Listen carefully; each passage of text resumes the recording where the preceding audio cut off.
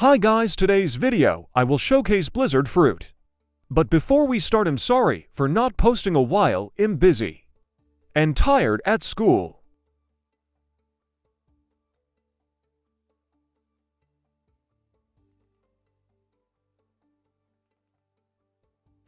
By the way, at Logia, elemental fruit means you can't get hit if you're higher level.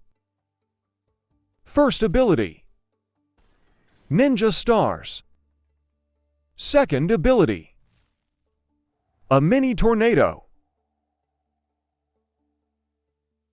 Third ability, by the way, it can damage too.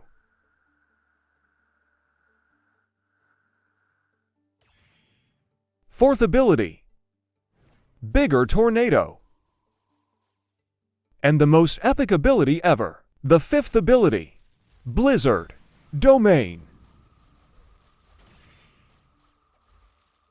Pretty cool, I guess.